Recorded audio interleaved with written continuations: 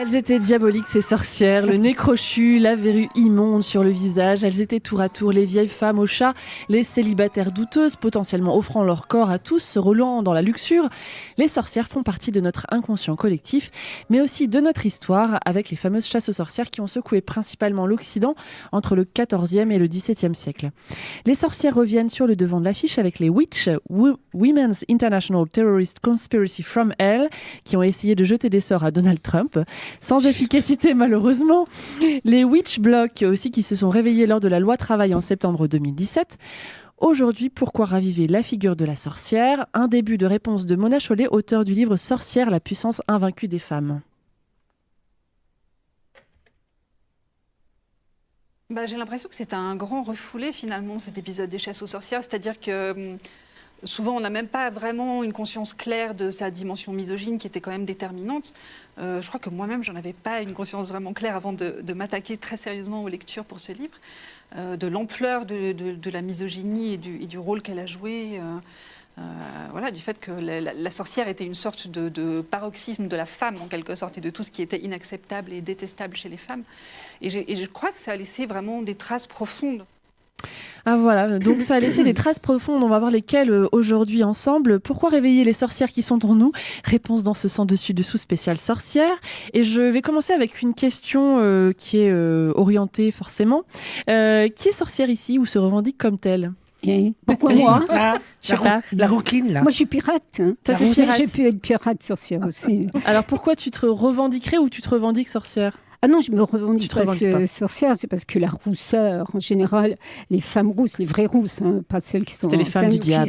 Les taches de rousseur, c'était des femmes du diable. Et d'ailleurs, au Moyen-Âge, quand la femme, quand elle avait un enfant roux, avec des taches de... comment ça s'appelle ? Taches de son. Des taches de son, c'est un joli nom que j'ai retrouvé. On disait elle a couché avec le diable, tu vois. Donc, la femme rousse, c'est soit sorcière, soit prostituée, soit une vilaine femme. Tu vois, dans les films... Dans tous les cas, sorcière ou prostituée, c'est un petit peu la même chose, elle est mise de côté, quoi. Oui, pas toujours. Mais moi, je suis rousse et je suis contente d'être rousse. Moi, j'ai toujours aimé être à part, donc j'ai été servie très vite en classe. Pas mal. Ouais. Donc on a peut-être une sorcière avec nous. Oui. Est-ce qu'on en a d'autres avec nous ? Est-ce qu'il y en a d'autres qui pourraient se revendiquer sorcière ? Ou sorcier, parce qu'il y a des mecs ici, il y en Moi, a je trois. peux pas, je suis un ange. Donc... Et c'est mal barré. Ah oui, c'est embêtant ça. Donc, c'est la bonne excuse pour tout quand même. Hein. Alors la sexualité, je peux pas, je suis un ange. Exactement, mais je connais très bien Samantha. Ça, c'est... Samantha, ma sorcière bien aimée. Elle était gentille, celle-là, elle était blonde, elle était pas rousse. Oui, mais sa mère, c'était moins drôle. J'ai préféré sa mère. Elle était rousse. Justement, c'est je préférais, elle était moins chiante. On en parlera tout à l'heure. Par contre, je peux pas me revendiquer en tant que sorcière. Je crois pas que j'ai des pouvoirs extraordinaires. Et pourtant, il y a beaucoup, on va le voir, mais il y a beaucoup de guérisseuses qui étaient sages-femmes et qui ont été brûlées ou condamnées pour sorcellerie. Voilà, oui, parce que oui, c'est vrai. C'est vrai. Mais dans ma famille, par contre, j'ai une grand-mère une arrière-grand-mère qui était rebouteuse, une autre qui coupait le feu. Il y a des pouvoirs magiques dans la famille. Une deuxième. Cela dit, moi, je serais certainement sorcier quand même, puisque déjà, je fais les cartes. Donc, je suis très spirituel, j'ai beaucoup de trucs. Donc, on me mettrait, comme on m'appelle souvent madame, on me mettrait sous le bûcher aussi. Je suis une sorcière avec mince alors. Bon, 3 sorcières, est-ce qu'on en a plus ou pas ? Ah non, moi, en bon spinoziste / cartésien, tout ce qui est pouvoir magique et trucs comme ça, j'y crois pas. Je pense que les personnes qui qui croyaient aux sorcières à l'époque... croyaient vraiment que c'était une réalité physique pour eux.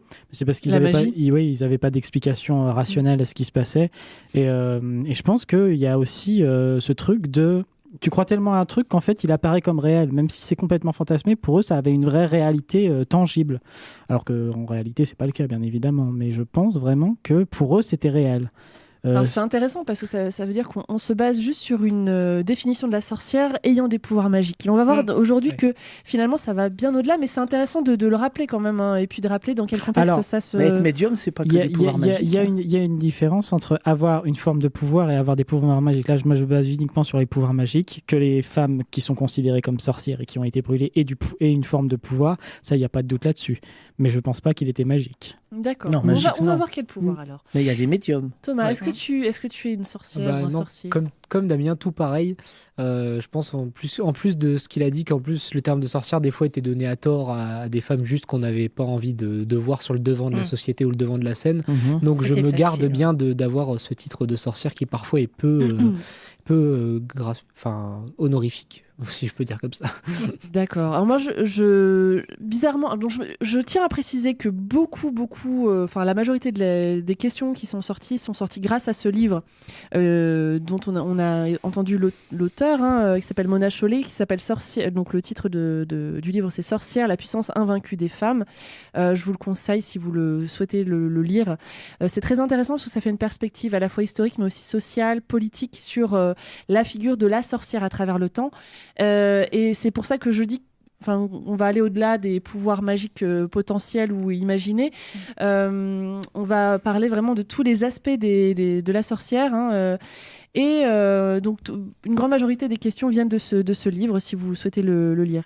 Mais il y a aussi un petit peu de ce qui est de l'ordre de l'imaginaire, ce qui est de l'ordre de l'inconscient collectif autour des sorcières. Et je voulais commencer un petit peu avec ça. Dans vos enfances respectives, ou même un peu plus tard, est-ce qu'il y a une sorcière qui vous a fait particulièrement peur et dont vous voudriez parler aujourd'hui? Quelle sorcière vous avez fait vraiment flipper quand vous étiez petit? Blanche-Neige. La sorcière de Blanche-Neige, je crois oui. qu'elle va revenir, celle-là. Elle nous faisait vraiment flipper avec son nez, sa verrue, là. Croque la pomme. Croque la pomme, Ariel. Non. Et toi, il y a longtemps qu'elle a croqué. Non. Ça suffit. On ne peut pas tout dévoiler d'un seul coup. Mais chut, voyons. Ça fait partie du suspense. Non, mais les sorcières me font pas peur parce qu'on sait que derrière les sorcières, il y a toujours une très belle femme. Voilà. Donc toi, même en étant petite, t'as jamais eu peur de sorcière? Pour le coup, la sorcière de Blanche-Neige, ça marche bien pour le coup, parce que en vrai, elle est belle. Elle est belle. Elle est belle et elle se déguise en moche, ce qui est quand même particulier. Avec les poireaux. Moi, pas peur. Pas peur. Ok. Toi, t'as eu peur, Damien, de sorcière? Alors moi, je l'ai vu dans mon enfance, mais ça fait pas partie vraiment de mon enfance parce que je suis né bien après. Mais c'est la sorcière du magicien d'Oz qui poursuit Dorothée avec son vélo volant. Wicked Witch. J'en ai fait des cauchemars de cette scène, donc quand même. Alors que pourtant, tu revois le film des années après. Enfin voilà, c'est pas. Quand on est gosse, c'est comme Nostradamus quand tu le vois la première fois et que t'es un peu adulte, tu dis mais il fait pas peur le vampire? Non.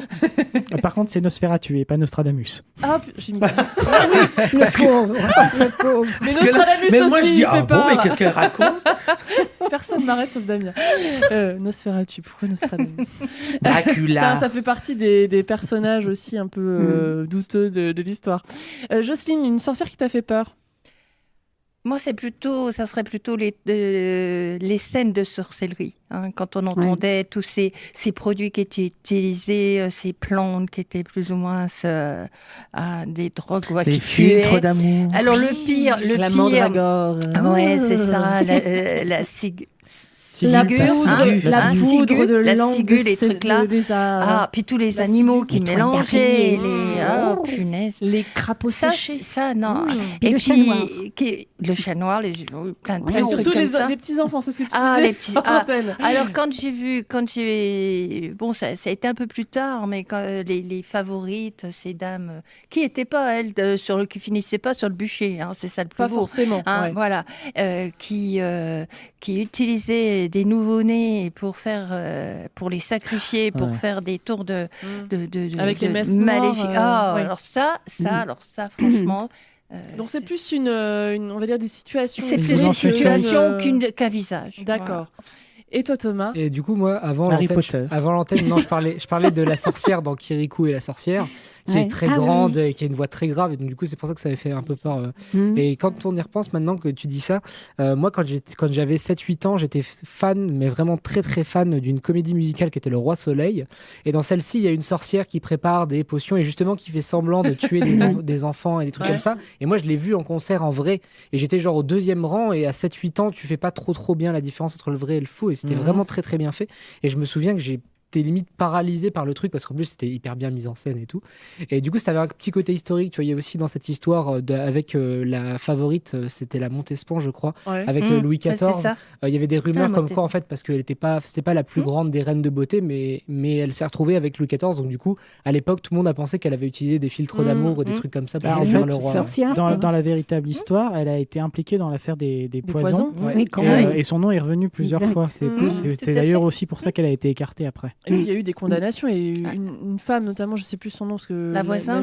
Lavoisin, ouais, c'est ça, qui a été condamnée à mort. Lavoisin, qui préparait les potions. Les décoctions. Mais c'est elle qui a été condamnée et pas la favorite. Ceci étant, les décoctions existent toujours. Ouais. Demande à un herboriste, il saura te le faire. Alors moi, il y en a une qui est connue, qu'on voit de temps en temps à la télévision. Je ne saurais pas vous dire son nom, et là, je ne me rappelle plus. D'empoisonneuse ou elle est considérée comme une sorcière. Elle vient et elle fait des filtres et tout ça. Et elle a déjà été invitée en télévision plusieurs fois, cette femme. La sorcière blanche. Oh là là. Alors moi, il y avait des sorcières qui me faisaient particulièrement flipper. Enfin, une sorcière, c'est mes grands-parents étaient allés aux États-Unis quand j'avais peut-être 6-7 ans. Et ils avaient ramené, alors je sais pas d'où, je pense pas qu'ils étaient à Salem du tout, mais apparemment c'est des trucs qui se retrouvent dans les boutiques souvenirs. Et donc tu as la sorcière sur son balai, donc le vrai balai avec l'espèce de paille là, et puis le nez crochu, le chapeau pointu, enfin tous les attributs de la sorcière vilaine, vraiment très moche et qui fait peur. Et ça s'accrochait dans une chambre et en fait ça portait bonheur. Un peu comme alors ma mère a une collection de sorcières comme ça. Et ça me faisait flipper. Il y a un magasin en Alsace qui vend que ça. Ouais. Et donc je pense que mes parents, ils se sont dit, oh, c'est bien, les grands-parents ont ramené un cadeau, ils me l'ont offert et tout ça. Il y a beaucoup de gens. Et sauf qu'ils l'ont accroché dans ma chambre et ça me faisait vraiment flipper parce que je me disais, ça se trouve, dans la nuit, elle va se réveiller, elle va me faire du mal, elle va me jeter des sorts, je sais pas quoi, je vais devenir une grenouille. Et alors, tu l'as toujours, la sorcière ? Et du coup, j'avais demandé à mes parents de l'enlever. Ouais. Et maintenant, j'en ai une nouvelle. Qui me fait plus peur, du coup, parce que j'ai grandi quand même. Mais quand même. Mais il y a beaucoup de gens qui ont ça chez eux. Même si elle se réveille toujours la nuit. Une sorcière. T'en as pas, toi, chez toi ? Des sorcières ? Il y en a beaucoup qui ont ça chez eux. Ah bah moi j'en ai. Non, mais quoi lui offrir ? Une petite sorcière accrochée. Ah bah moi j'en ai une dans ma chambre. Oui, voilà. Dis pas une sorcière. C'est l'équivalent des attrape-rêves. Ouais, j'allais dire ça, c'est un peu l'équivalent des attrape-rêves. Pas besoin de ça, ça va. Alors, je me suffis, moi. C'est celle qui m'a réconciliée avec les sorcières, justement. On a parlé des méchantes sorcières, on va parler des gentilles sorcières, ou en tout cas celles qui détournent un peu les stéréotypes de la sorcière méchante. Est-ce que vous avez des exemples aussi autour de la table de sorcières qui vont à l'encontre de ce qu'on peut entendre d'habitude sur Harry Potter. Toute la saga Harry Potter. Oui, c'est déjà. Clairement. Ouais. C'est limite si on fait plus la comparaison entre des sorciers dans l'imaginaire collectif et Harry Potter, tellement c'est. Oui. La sorcière bien aimée, ça c'est clair. Ça, c'est sûr, Bon, voilà, mais elle est gentille, mais elle tombe dans les clichés de la. Alors, on va en parler, mais. Parce qu'elle est niaise. Elle tombe dans les clichés de la femme qui est asservie à son mari. Ouais. Alors que la sorcière représentait justement, c'est pour ça qu'elle était brûlée. Voilà. Elle était trop indépendante. C'est trop gentille comme moi encore. Tu l'as dit, t'es pas sorcier du tout. Donc Harry Potter a changé la donne. Est-ce que vous avez d'autres exemples un peu plus anciens peut-être On en parlait tout à l'heure. Thomas m'a rappelé une série de dessins animés alors pour filles qui s'appelait Wings. Et dedans, c'est vrai qu'il y avait des sorcières. Alors elles étaient pour la plupart méchantes, mais la directrice de l'école de sorcières, je crois qu'elle s'appelait Madame Griffin, et c'était une directrice, donc une femme indépendante. Forte avec du pouvoir du coup, et c'était une sorcière gentille, mais elle a vraiment cette symbolique du pouvoir quoi.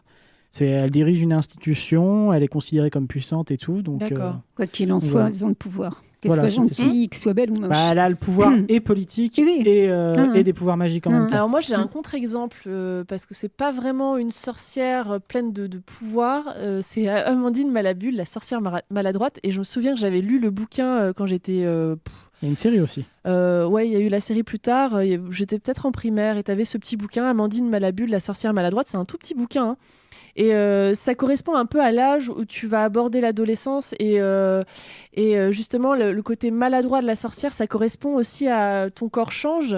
Ouais. Et elle, ce sont ses pouvoirs qui arrivent à un moment où elle ne sait pas les gérer. Quoi. Il y a ça aussi et je trouvais ce parallèle était intéressant entre Amandine Malabule qui ne sait pas gérer ses pouvoirs et puis toi, tu es une petite fille. Il y a ce truc-là dans, comment ça s'appelle, dans Sabrina, l'apprentie sorcière, la série, pas le dessin animé. Il y a ce côté adolescente et en même temps adolescente qui apprend à utiliser ses pouvoirs mais qui fait plein de bourdes. Ouais, j'aimais bien ça. D'autres exemples de sorcières Il y a juste un truc qu'on parlait avant, on parlait de Maléfique.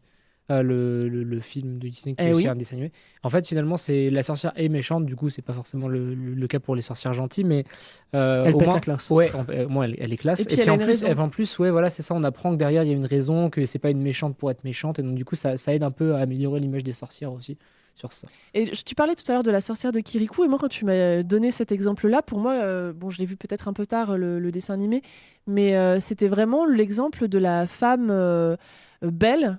Avec du pouvoir, un pouvoir à la fois politique finalement autant que magique, et pour moi elle est entre les deux, elle est à la limite déjà de la sorcière méchante, je trouve. Non, mais c'est parce que quand elle se présente, je crois la première fois dans le film, vraiment elle est immense, et puis Kirikou est très surpris du coup, parce Kirikou, il est tout petit. Voilà, et du coup c'est en tant que spectateur très jeune, tu t'identifies à Kirikou, et donc du coup tu te dis waouh. Qu'est-ce que ouais. Mais il y a une série avec 3 sorcières. Ma mère regardait ça. Ah oui, c'est tu dois connaître, Damien. Oui, voilà. On en parlera tout à l'heure aussi. Et non, moi je pensais à Game of Thrones aussi avec Mélisandre, qui est une sorcière qui pour le coup a du pouvoir, mais là c'est pas du pouvoir politique, c'est du pouvoir religieux et elle a aussi des pouvoirs politiques aussi. Oui, mais d'influence politique. Mais il vient de son pouvoir religieux, du coup. Et puis d'ailleurs, c'est toujours pas. C'est pas réglé cette histoire de... Oui, non. Seigneur de la lumière. Bon sang. Bon bref, on passe à autre chose. Donc tu vas parler des séries télévision, mais je voulais partir déjà dans la culture populaire. À quoi ressemble une sorcière ? Est-ce qu'on pourrait faire un petit tour de tous les attributs ? Je vous propose de comparer un petit peu, on va parler des séries bientôt. Dans les contes de notre enfance, dans les dessins animés, dans les livres, quels sont les attributs de la sorcière ? On parlait du nez crochu de la sorcière de Blanche-Neige. Qu'est-ce qui revient souvent sur la sorcière, que ce soit physiquement ou elle est vieille, souvent vieille, elle est forcément vieille, souvent laide, intelligente, ouais. Manipulatrice, perverse. Manipulatrice évidemment, souvent à l'écart de la société aussi. Ouais. Est-ce que Tati Daniel c'en était une, Tati Daniel, c'est une sorcière, mais c'est au sens... c'est une femme, là. Elle a un chat, elle a un chat noir. Elle a un chat aussi. Et il y a les attributs les instruments qu'elle utilise aussi. Le balai, par exemple, la symbolique du balai, c'est intéressant. C'est le détournement d'un objet du foyer, d'un objet quoi. qui est attribué à la femme. La femme est censée le faire le puis la baguette magique. Voilà, et puis il y a aussi cette symbolique phallique, c'est-à-dire qu'elle chevauche. Oui. C'est vrai. Elle est au-dessus du balai. C'est bien ce que je disais. Donc il y a toujours cette dominance du masculin qui là est repris à travers le ballet. Donc c'est intéressant. Ce renversement de la domination. Mais pour revenir au détournement des objets du foyer, c'est pareil pour le chaudron. Le chaudron normalement c'est fait pour nourrir, mais elle fait des potions, la sorcière. Elle fait des potions soit pour donner la vie, soit pour donner la mort, comme les empoisonneuses par exemple. C'est vrai ce qu'il dit. Oui, c'est vrai. Je suis subjuguée par ce qu'il raconte. Alors justement, puisque tu as la parole, Damien, toi, tu t'es penché sur les sorcières dans les séries télévision. Eh ben oui, parce que j'imagine que tout le monde pense au cinéma. On parlait de Kirikou tout à l'heure, on a parlé d'Harry Potter, mais les séries, c'est intéressant aussi. Alors pourquoi ? Parce que d'abord, les budgets au cinéma et dans les séries, c'est pas les mêmes, et aussi que le statut du cinéma et des séries n'est pas le même non plus. Du coup, l'histoire du cinéma alors, commence au début du siècle, et puis celui des séries, par contre, ça va être 50 ans plus tard. Donc, il va y avoir un décalage dans la représentation qu'on va avoir des sorcières. Le public est différent également. Le cinéma, les films peuvent être réservés à un certain type de public. La télévision, c'est l'endroit où se réunit la famille pour regarder des séries, du coup, ou des trucs plus culturels. Faut savoir que ça peut être culturel, les séries. Oui, je vais y venir justement, mais parce que la première série date des années 50. C'est I Love Lucy. Et la première série avec une sorcière, c'est 50 ans plus tard, c'est dans les années 60, et précisément 1964, avec Ma sorcière bien-aimée. Alors je vous rappelle l'histoire d'une femme au foyer qui est également une sorcière. En plus, elle était blonde aux yeux bleus. Voilà, alors Samantha est une femme docile qui accepte de ne plus utiliser ses pouvoirs pour faire plaisir à son mari. D'ailleurs, les sorcières en dehors de Samantha auront toujours le mauvais rôle dans la série, notamment la personne d'Andorra dont on parlait tout à l'heure, qui est la mère aussi. Oui, mais c'est surtout Andorra qu'on va beaucoup voir. Après, on verra tout le reste de la famille de Samantha, mais Andorra, donc, qui est la mère de Samantha et qui revendique ses pouvoirs et ses connaissances avec fierté. Alors, on va plus trop voir de sorcières après Ma sorcière bien-aimée, hein, notamment parce qu'il n'y a pas de budget pour les effets spéciaux. Hein. On va en avoir quelques-unes, notamment dans X-Files, hein, qui mettaient du paranormal en scène, mais c'était toujours un peu caché, on voyait pas tout. Hein. Même les extraterrestres de la série X-Files, on les voit pas trop, donc on cache en fait parce que ça coûte trop cher. Mais dans les années 90, ça arrive, les effets spéciaux en numérique et tout ça. Et donc arrive Sabrina l'apprentie sorcière, hein, en 1996. Alors immédiatement, on peut voir une différence de ton avec Ma sorcière bien-aimée. Hein. Sabrina doit apprendre à utiliser ses pouvoirs, alors que dans Ma sorcière bien-aimée, c'était inné. Elle savait les utiliser, elle refusait de les utiliser. Dans Sabrina l'apprentie sorcière, elle doit apprendre à les utiliser correctement. Hein. Donc on a cette notion de la magie est quelque chose à dompter. Et puis il y a cette notion d'apprentissage et de savoir, c'est-à-dire que la magie n'est plus quelque chose d'inné, c'est quelque chose qui se sait, qui s'apprend. Et du coup, la sorcière devient une femme qui sait, qui a le pouvoir de la connaissance. Alors cette vision de la magie comme un apprentissage, ça va se poursuivre dans la série Charmed, que la mère de... Ou ta tante, regardez. Non, c'est ma mère. Ouais, qui aimait bien. Regardait, hein. Alors la série raconte la vie de 3 sœurs sorcières qui doivent combattre des démons, donc c'est des sorcières du bien. Hein. C'était pas forcément le cas dans Sabrina l'apprentie sorcière, il n'y avait pas de notion de bien ou de mal. Ouais, c'était pas mal d'ailleurs ça, avec les deux tantes qui étaient un peu différentes. C'était neutre en fait, la magie était quelque chose de pratique mais pas de bon ou mauvais. Là, la magie est quelque chose qui va être considéré comme bénéfique. La magie est toujours quelque chose à dompter, hein, donc il faut apprendre à s'en servir. Le problème, c'est que l'image de la femme dans Charmed, c'est toujours un peu la même de la femme classique qui va être obsédée par les garçons, c'est-à-dire qu'en gros, soit elles vont parler de magie, soit elles vont parler de garçons. Elles n'ont aucun problème en dehors de ça. Hein. Je veux dire, les problèmes de trouver un travail, trucs comme ça. Donc voilà, hein, donc il y a essentiellement des problèmes de couple dans la série, c'est quand même un peu chiant. Moi, je vous avoue que j'ai re-regardé il n'y a pas longtemps la première saison, c'était quand même pas terrible. Et en plus, les effets spéciaux ont mal vieilli, donc comme ça, je vous conseille pas de Charme. Mais parallèlement à cette série, va y avoir une autre série pour adolescentes qui va arriver, c'est Buffy contre les vampires. Ouais. Et là, on nous présente Willow, qui au début est une jeune adolescente toute timide, mais qui va devenir une puissante sorcière. Hein. Le développement de sa magie qui augmente au fil des saisons, hein, se fait en même temps que sa sexualité et sa féminité. Hein. Alors au début de la série, elle est vierge, elle est habillée comme une enfant. On apprend d'ailleurs dans le premier épisode que c'est sa mère qui l'habille, alors qu'elle a 16 ans hein, quand même. Mais au fil des saisons, elle devient une femme et surtout, elle développe une bisexualité. C'est un peu une Carrie en fait. Ouais, c'est ça. Et au début à la fin de la série, elle a développé sa sexualité, elle est bisexuelle. Elle a vécu une histoire d'amour lesbienne qui marque aussi la culminance de ses pouvoirs. C'est au moment où elle vit cette histoire d'amour lesbienne que ses pouvoirs sont les plus puissants. D'ailleurs, aujourd'hui, Willow est aujourd'hui... je me répète. Willow, c'est le symbole de la sorcière puissante dans les séries. Hein. Elle n'est pas femme au foyer soumise comme l'était Ma sorcière bien-aimée. Elle n'est pas une midinette rêvant de mariage comme dans Charmed. C'est une femme forte, intelligente. Il faut savoir aussi que c'est une femme qui réussit ses études. Hein. Elle sort majeure de sa promotion et qui du coup utilise ses pouvoirs pour combattre les démons avec sa meilleure amie, puisque les hommes sont très peu présents dans Buffy contre les vampires, malgré l'impression que ça peut donner.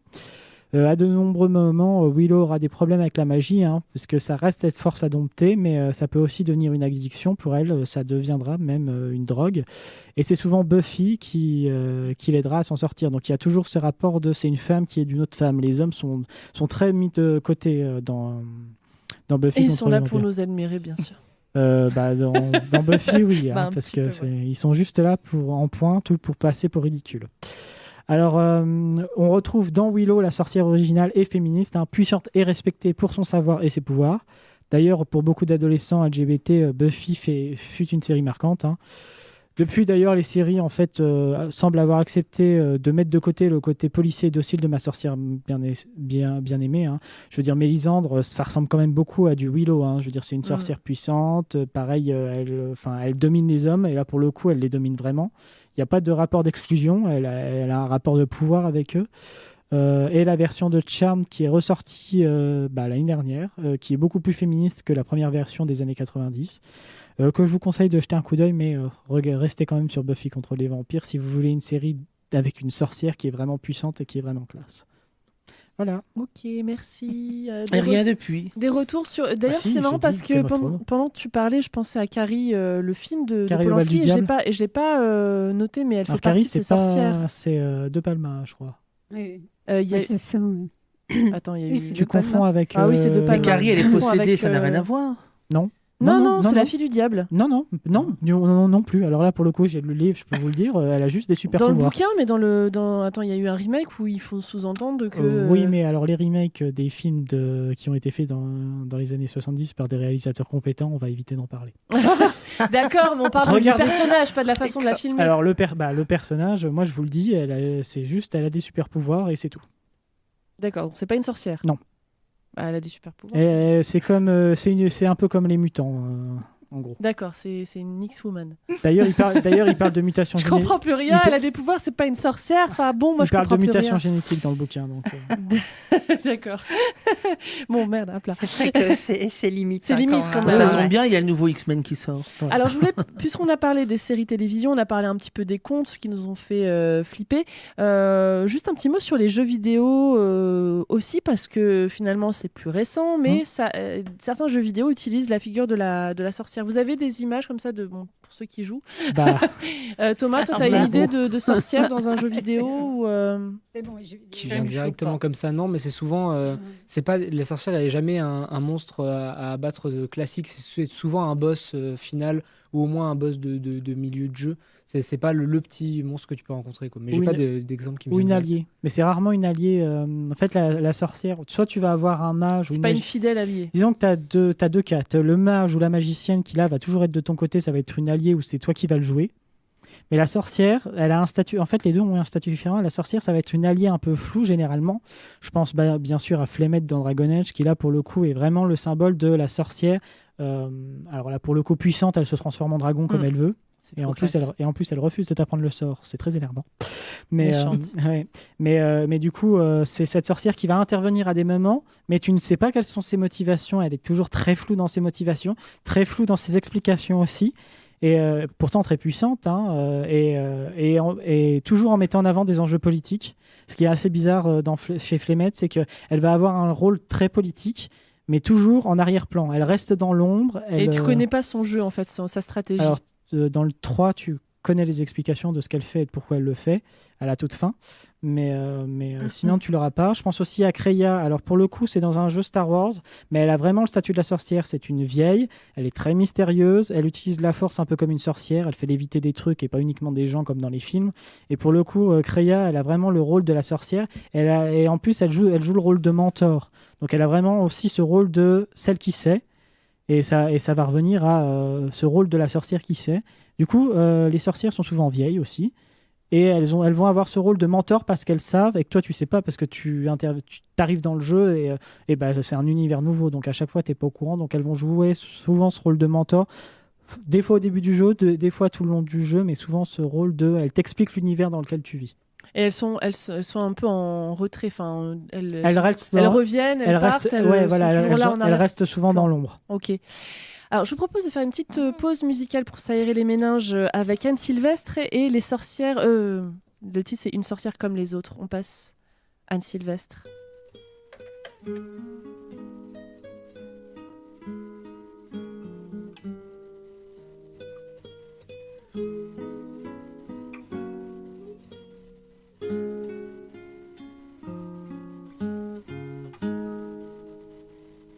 S'il vous plaît, soyez comme le duvet, soyez comme la plume d'oie des oreillers d'autrefois.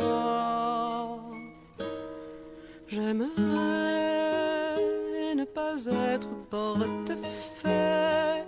S'il vous plaît, faites-vous léger, moi je ne peux plus bouger. Je vous ai porté vivant, je vous ai porté enfant. Dieu, comme vous étiez lourd, pesant votre poids d'amour. Je vous ai porté encore à l'heure de votre mort. Je vous ai porté des fleurs, vous émancelez mon cœur. Quand vous jouiez à la guerre, moi je gardais la maison. J'ai usé de mes prières les barreaux de vos prisons. Quand vous mouriez sous les bombes, je vous cherchais en hurlant. me voilà comme une tombe et tout le malheur dedans. Ce n'est que moi, c'est elle ou moi, celle qui parle ou qui se tait, celle qui pleure ou qui est gaie, c'est Jeanne d'Arc ou bien Margot, fille de vagues ou de ruisseaux. Et c'est mon cœur ou bien le leur, et c'est la sœur ou l'inconnue, celle qui n'est jamais venue. Voilà, Anne Sylvestre, une de ces femmes qui a écrit sur les sorcières, en tout cas sur les sorcières, pas forcément celles qu'on a évoquées, mais les sorcières dans une dimension plus large qu'on va essayer Il y avait Sylvie Vartan, ta sorcière bien aimée. Ah oui. Alors, là, c'est plus un télo. Je vais revenir sur ce livre Sorcière, la puissance invaincue des femmes de Mona Chollet. Dans l'introduction de ce livre, elle explique que toutes les femmes, je cite, toutes les femmes, même celles qui n'ont jamais été accusées, ont subi les effets de la chasse aux sorcières. La mise en scène publique des supplices leur intimait de se montrer discrètes, dociles, soumises, de ne pas faire de vagues. En outre, elles ont dû acquérir d'une manière ou d'une autre la conviction qu'elles incarnaient le mal. Elles ont dû se persuader de leur culpabilité et de leur noirceur fondamentale. Pour vous, quelles conséquences, au pluriel, ont eu les chasses aux sorcières qui ont touché l'Occident, parce que c'était en Europe et aux États-Unis, dans d'autres pays aussi, mais principalement sur ces zones-là. Quelles conséquences a eu cette chasse aux sorcières sur la vision de la femme aujourd'hui ? La régression de la femme, déjà. Oui, c'est une façon de reprendre la main sur ce qu'elle pouvait être à cette époque. Et encore aujourd'hui, tu penses que ça a une... Maintenant, ce sont les féministes. Maintenant, ce sont les féministes qui sont les nouvelles sorcières ? Un peu, ouais. Tout le monde est d'accord avec ça ? Oui, c'est aussi une façon de les faire culpabiliser directement, en fait. C'est leur montrer, vous n'êtes pas dans la norme, vous dérangez la société d'une certaine façon, et c'est ne pas les pointer du doigt directement, mais faire les gens les pointer du doigt. Et c'est encore pire. Les femmes, c'est ça. Il n'y a pas longtemps, elles avaient les nibards à l'air avec je ne sais plus quelle explication sur leur sein. Ça, c'est des vraies sorcières. Ça, c'est des vraies sorcières. Ça, c'est enfin, je plaisante, les filles. Mais c'est des gens qui dérangent, des femmes qui dérangent beaucoup. Mais là, on a fait une émission sur les stéréotypes de genre, et moi, quand j'ai lu cet extrait, quand j'ai lu l'introduction, ça m'a fait beaucoup penser à ce qu'on a évoqué quand on a fait les stéréotypes de genre, quand on a fait le droit des femmes aussi, le féminisme, mais particulièrement les stéréotypes de genre sur qu'est-ce que doit être une femme. En fait... Mais là... Pardon. Tu vas ou j'y vais? Vas-y. En fait, ce qu'elle a eu comme utilité aussi, c'est que en fait, la chasse aux sorcières, elle intervient au moment de leur naissance. C'est le moment où on commence à faire des recherches sur la médecine. Je l'avais déjà expliqué dans une autre émission. Mais du coup, les sorcières, les rebouteuses, ce qu'on considère comme les guérisseuses, en fait, du Moyen-Âge, sont reléguées. Les hommes et les chercheurs sont en train de s'approprier le pouvoir. Et donc, cette chasse aux sorcières, c'est quoi son utilité? C'est de redonner le pouvoir de donner la vie, c'est-à-dire de faire les accouchements et tout ça, aux hommes. C'est-à-dire que les guérisseuses qui s'occupaient des accouchements et des avortements, et surtout des avortements, vont être relégués à ce statut de sorcière, de femme maléfique, et c'est les hommes qui prennent le pouvoir sur la connaissance. C'est pour ça que j'insiste tellement dans ma chronique sur la question de c'est celui qui sait qui a le pouvoir. C'est parce que vraiment, le pouvoir de ces femmes, c'était parce qu'elles savaient comment faire, elles étaient capables de donner la vie ou du coup de donner la mort. Et ce truc-là, j'imagine... Oui, parce qu'elles pouvaient avorter aussi. Oui, c'est ça. Faire des avortements. Et du coup, les hommes, on est dans une société patriarcale, donc le père est quelque chose de capital. On n'accepte pas que les femmes puissent donner la vie ou donner la mort. C'est à l'homme de pouvoir décider. Donc, on va chercher à prendre ce pouvoir-là aux guérisseuses. Je ne suis pas sûr que ce soit complètement conscient et volontaire, mais c'est comme ça que ça s'est passé. C'est ça qu'il y a derrière. J'appuie juste ce que dit Damien par rapport au livre. Non, je te repasse la parole par rapport à ce que tu disais.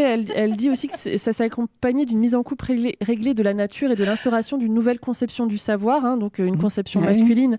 Il en a découlé une science arrogante, nourrie de mépris à l'égard du féminin, associée à l'irrationnel, au sentimental, à l'hystérie, à une nature qu'il s'agissait de dominer. Donc on revient sur ça. Je te laisse la parole, Jocelyne. Non, je voulais simplement compléter ce que tu disais, Damien, c'est qu'en fait, la facilité à cette époque-là, c'était de les supprimer. Comme ça, au jour d'aujourd'hui, ils sont obligés de les supporter.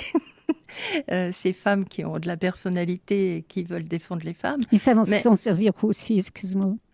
Oui, bien sûr. Mais c'est vrai que la chasse aux sorcières, c'est ça, c'est se débarrasser des gens qui dérangent, quoi qu'il en soit. C'est pas toujours non plus que des guérisseuses et des sages-femmes. Et puis tout le long du Moyen-Âge, il y a ces reliquats de vieilles cultures qui restent, et notamment les guérisseuses en sont une symbolique, c'est une forme de paganisme. Et derrière, il y a ça, tu disais la mise en coupe réglée de la nature, mais justement, on parle bien de mère nature. Et ces femmes-là ont cette symbolique-là derrière de la mère nature. C'est-à-dire, la nature est une femme et les hommes veulent la dominer. Il y a bien cette symbolique-là derrière. Moi, je voulais ajouter que dans la culture indienne, c'est le contraire, c'est sorcier.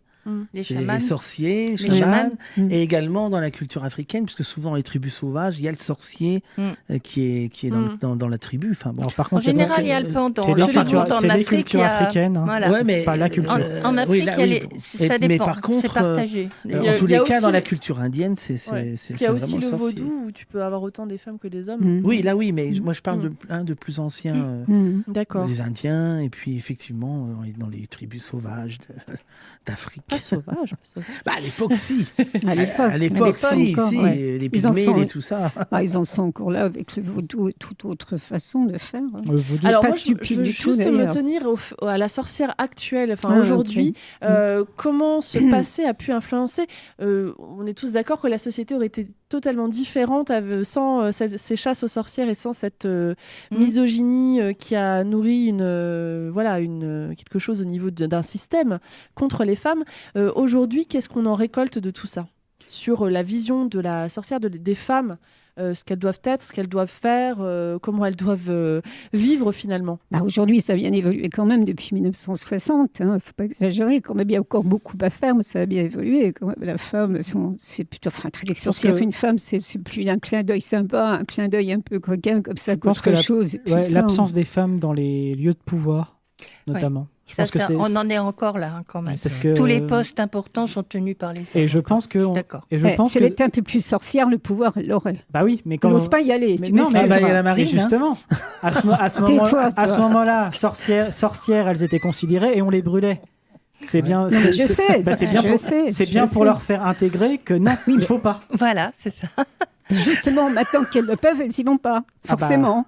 Ça laisse des traces. Ça laisse des traces, voilà. En tout cas, là, on est d'accord sur le fait que la sorcière représente la subversion, mais la subversion à quoi aujourd'hui? Qu'est-ce qui pourrait être subversif et de l'ordre justement de ça? Tu le disais, les féministes, la subversion par rapport au patriarcat.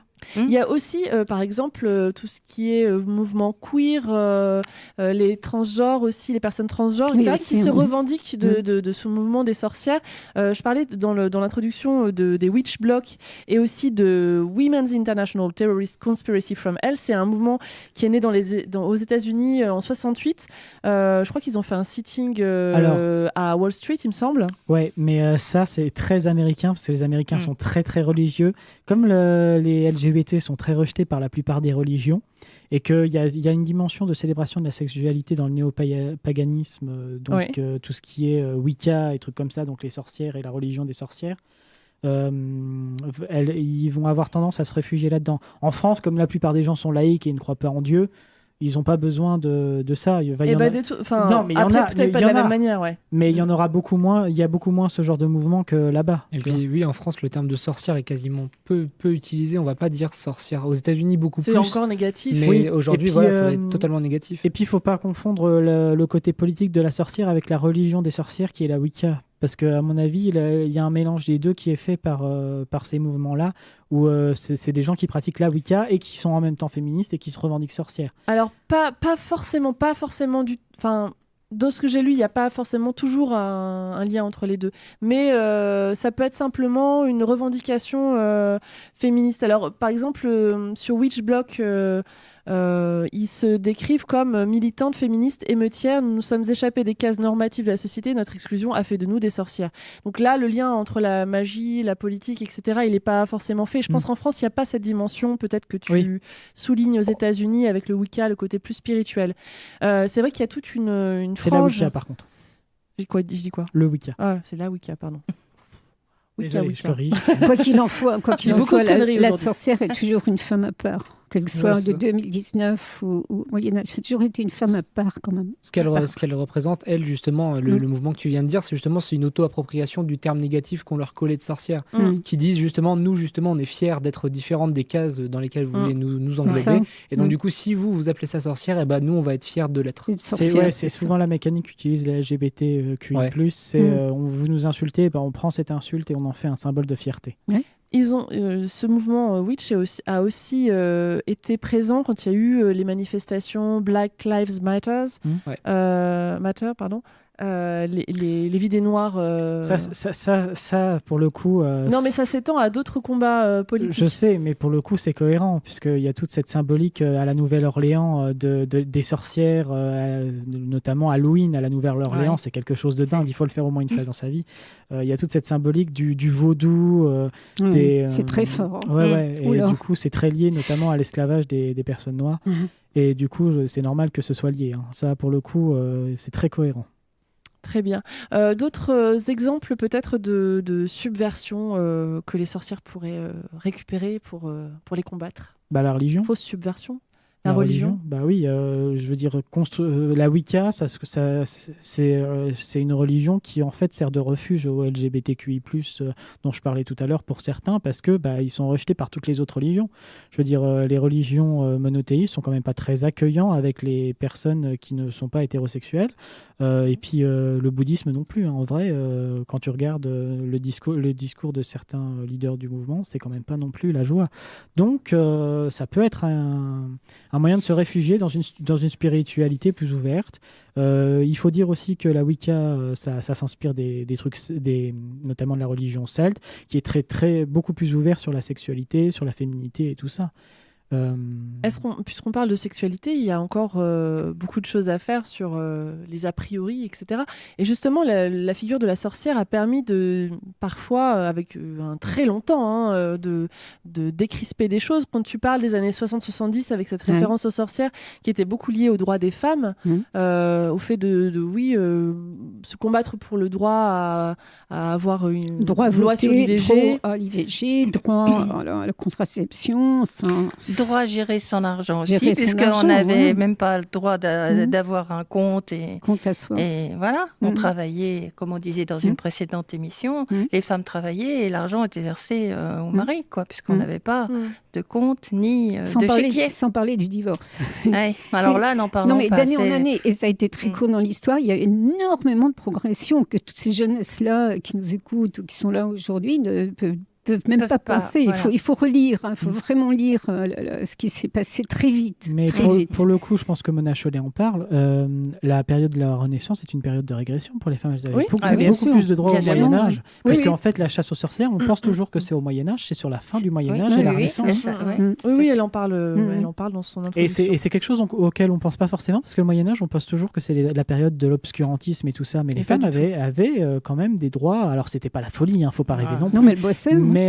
Travailler. Mais même sans ça, elles avaient plus de droits qu'elles n'en avaient sous la Renaissance, alors que c'est censé être le siècle des Lumières. Et justement, et d'ailleurs, relisez les Lumières, ce qu'ils disent sur les femmes, c'est quand même pas Jojo. Et moi, je pense notamment à, alors je ne sais plus quel est son nom, mais un père du droit et de la science politique, il faudrait que je retrouve le nom, on le mettra en description de l'émission, qui a été un inquisiteur et un chasseur de sorcières. Et c'était un paranoïaque complet, et aujourd'hui il est considéré comme un des pères du droit français. Au siècle des Lumières ou avant ? Je crois que c'est un peu avant, mais il faudrait que je retrouve son nom. Je le mettrai en description de l'émission. Et c'est pas du tout aussi remis en cause qu'un type pareil qui a écrit des livres pour dire il faut brûler toutes les sorcières, et grosso modo toutes les femmes sont des sorcières. Parce que grosso modo c'est ce qu'il disait, toutes les femmes sont des sorcières. C'était un paranoïaque notoire.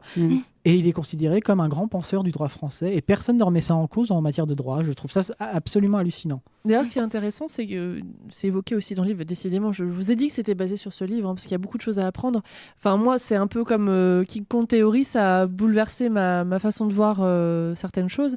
En 1804, on reprend dans la loi un contrôle sur la femme, elle redevient, on va dire, dépendante soit du mari, soit du père dans le code civil. Et du coup, ça arrête cette vague de chasse aux sorcières, puisque du coup, on n'a plus besoin de brûler les sorcières. Alors, je crois qu'on a contrôlé. Elles avaient déjà été ordonnées. Il avait déjà été ordonné avant qu'elles soient arrêtées par un des rois, non ? Comment ? Un des rois avait déjà ordonné qu'on arrête la chasse aux sorcières, il me semble. Avant. Oui, mais le roi n'avait pas le fait que dans la loi, il n'y avait plus aucune raison. Alors, il n'y a pas que ça. Il y a aussi que Napoléon, qui donc quand même met en place le code civil, mais aussi en place les préfets qui vont permettre de contrôler tout le territoire, alors que les rois n'avaient pas un vrai contrôle de tout le territoire et ne pouvaient pas surveiller ce qui se passait. La loi, c'était pratique. Ça arrête peut-être la chasse aux sorcières en tant que telle, mais la chasse aux femmes, aux mœurs qui ne respectent pas justement ce code civil qui a servi les femmes, ça n'a pas arrêté pour autant. Non, mais s'ils voulaient brûler toutes les femmes, il n'y aurait plus d'enfants. Donc ils arrêtaient leurs conneries, quoi. C'est marrant parce qu'on parle aussi bêtes que ça. Ouais, bah oui. Bah oui, bien sûr. Hein, s'ils s'amusent à brûler toute nana qui a une tache ou un cheveu rouquin ou un truc qui ne va pas, il n'y a plus de femmes dans le monde. En France, parce qu'on parle de la France. Je comprends pas qu'est-ce qui ne va pas. On parle de féminicide, c'est pas pour rien. Voilà. Aujourd'hui, parce j'avais amorcé la question, on parle de subversion. Dans quel, on va dire, domaine de la vie affective ou sexuelle ou autre, il y a encore des avancées à avoir, et peut-être que la sorcière pourrait mettre un petit peu de magie là-dedans, et entre guillemets, si on y croit, sur quels aspects ? Je pense la sexualité. Hein. Vu le taux de satisfaction des femmes qui font régulièrement des études sur le sujet, je pense qu'un peu de magie, un peu de fantaisie ne ferait pas de mal. Et puis j'en reviens à ça, mais la sorcière, c'est celle qui sait, c'est aussi celle qui connaît son corps et le corps des femmes.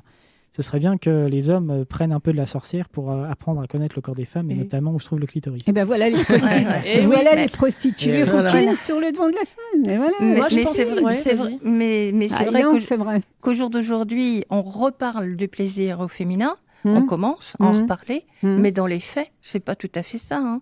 Les hommes restent quand même, pour la plupart, axés sur leur propre plaisir, ont du mal à s'aventurer. Par peut-être méconnaissance, c'est pour ça que j'ose croire que notre prévention peut amener effectivement du positif, mais pour que l'homme puisse être à l'aise, faut-il aussi qu'il connaisse déjà le corps de la femme. Et puis peut-être même déjà le sien aussi, quelque part, parce que c'est pas toujours facile de gérer, de dominer les pulsions masculines. Je pense qu'il y a des hommes qui savent pas non plus gérer tout ça. Donc, c'est pas simple. Voilà. Je pense qu'il y a encore énormément de chemin à faire en ce qui concerne le plaisir au féminin, qui passe pas plaisir au masculin, bien sûr. Alors moi, je pense à une grande subversion actuelle, c'est celle de ne pas avoir d'enfants et décider de ne pas avoir d'enfants. Oui. Est-ce que vous êtes d'accord ? Pour vous, est-ce que c'est quelque chose qui est montré du doigt et... Oui, ça fait un lien avec ce que je comptais dire aussi. Ouais. C'était l'autre côté aussi de ce que les sorcières, justement, on leur reprochait, c'était d'avoir des sexualités libérées. Et c'est encore un truc, même encore aujourd'hui, c'est pas effectif. En fait, quand une femme a des sexualités libérées et qu'elle fait entre guillemets ce qu'elle veut, elle est encore pointée du doigt, jugée comme une sorcière, même si on ne la décrit pas en tant que telle, en tout cas, les décrit. Et pareil, le fait d'avoir d'enfants, c'est si c'est une femme qui dit je n'aurai pas d'enfant, tout de suite la première réaction qui va être, c'est mais t'es étrange, pourquoi tu refuses cette chance, waouh, incroyable.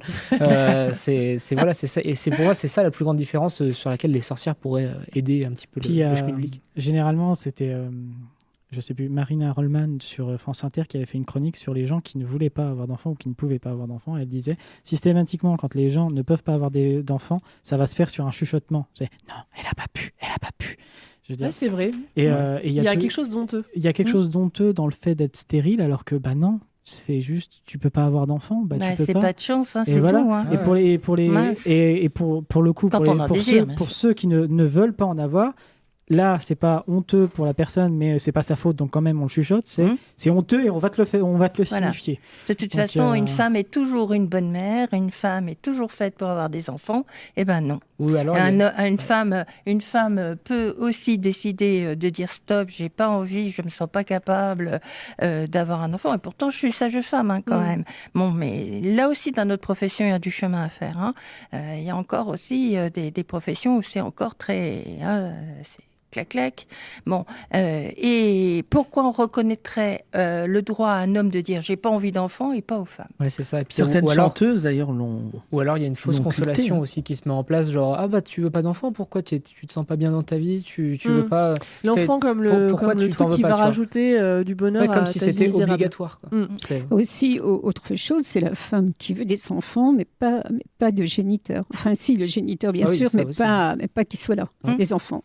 Ça c'est encore très tabou encore ça. Ouais. Ça c'est tabou. Je pense que c'est moins pire aujourd'hui qu'une femme qui veut pas du tout d'enfants. Les filles mères avant, c'était une catastrophe. Ouais. Maintenant, c'est revendiqué. Donc c'est là qu'on avance peut-être un peu.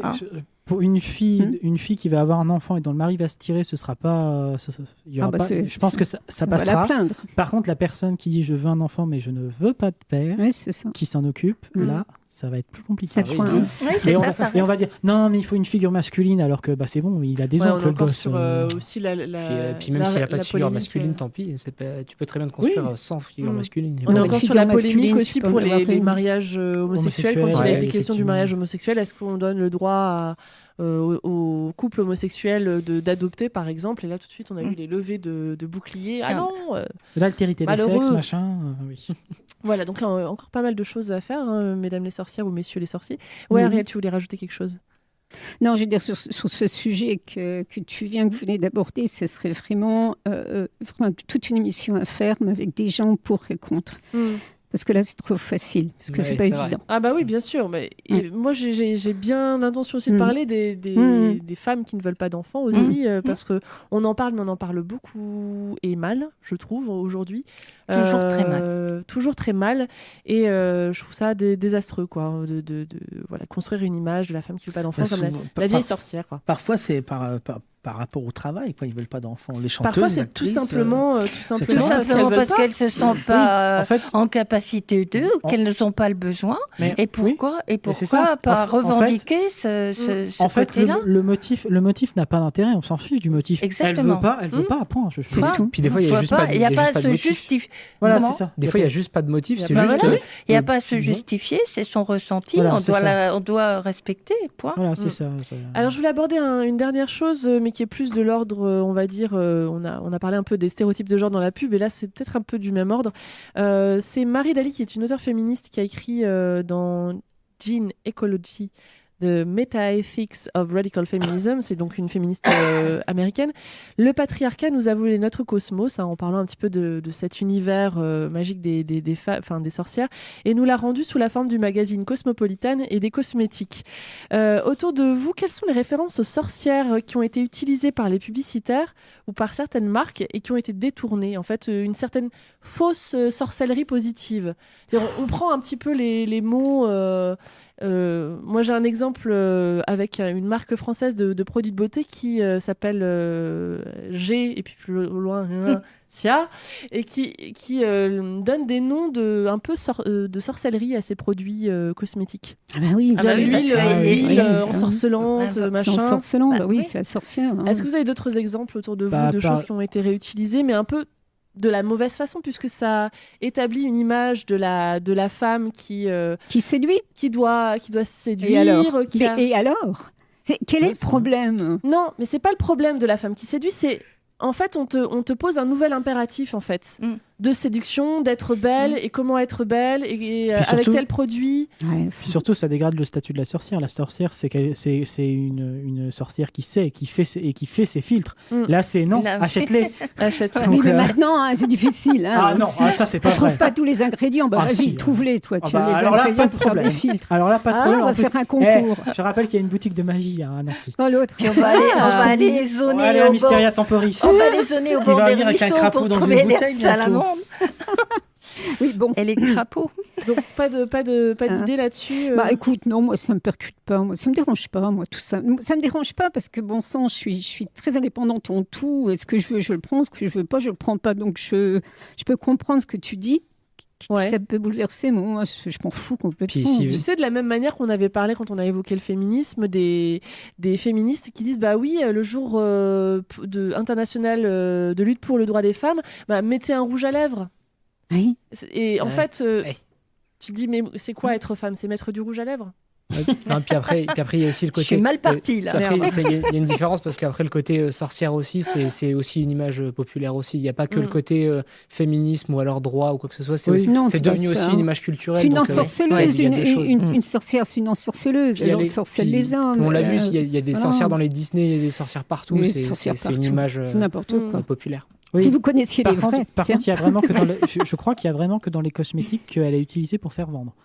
Ouais, je vois pas d'autres. Halloween aussi. Oui, mais Halloween, c'est plus le côté monstre de la Hammer qui revient dans la sorcière. C'est plutôt le côté j'ai des pouvoirs que le côté femme forte et séductrice. Oui. Une dernière question, est-ce que parmi des personnalités que vous admirez, que vous aimez, qui vous intéressent, est-ce qu'il y en a une qui pourrait être appelée sorcière selon le trait qu'on a fait durant l'émission, pas forcément parce qu'elle a des pouvoirs magiques, mais parce qu'elle a peut-être des caractéristiques qui seraient propres à ce qu'on appelle l'empowerment. Quand tu me dis ça là comme ça, ouais, je pense à quelqu'un, mais alors je pense qu'elle le prendrait comme un compliment. Alors personne ne la connaît, elle s'appelle Judith Bernard, c'est la directrice du site Hors Série. Ouais. Alors déjà, elle est rousse. Ariel, voilà. C'est une militante féministe et radicale de gauche, spinoziste. C'est une femme qui a fait du théâtre et tout ça. C'est quelqu'un que j'admire beaucoup et elle a les attributs de la sorcière justement parce que elle a ce côté féministe, elle est rousse, elle a tous les attributs de la sorcière qu'on pourrait retrouver. Oui. D'accord. D'autres exemples comme ça de personnalités que vous admirez qui pourraient être sorcières? Moi, Ariel. Merci. Ariel, c'est vrai. Je m'admire, tiens. Justement, je parlais en début d'émission des radios pirates. C'est pirates, il y a beaucoup de sorciers et de sorcières quand même. Donc moi j'ai pas d'admiration, mais c'est des gens qui ont beaucoup de volonté, qui rêvent beaucoup, mais qui arrivent beaucoup. Pour moi, c'est un peu ça la sorcellerie, c'est se démarquer de tout ce qu'on t'entend, de ce que t'impose et vivre ta vie. Ça c'est magique, ça c'est bien, c'est pas facile. Une sorcière, Cyril? Non. Ne nous ressort pas la sorcière bien-aimée, attention. Moi, je vois pas le mal nulle part, moi, donc. Ah, mais il n'y a pas de mal, la sorcière. Jocelyne? Mylène Farmer, enfin.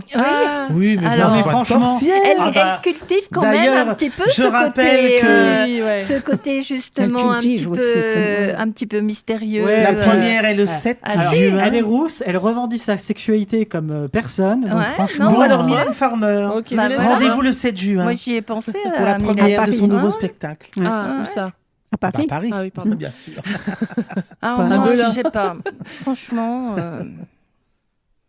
Si je pensais à une amie de Madame Veil, qui était rousse aussi d'ailleurs, Marceline, qui est morte l'année dernière. Qui est morte il n'y a pas longtemps, qui a écrit un bouquin aussi pour un petit peu laisser des traces sur ce qui s'est passé dans les camps de concentration.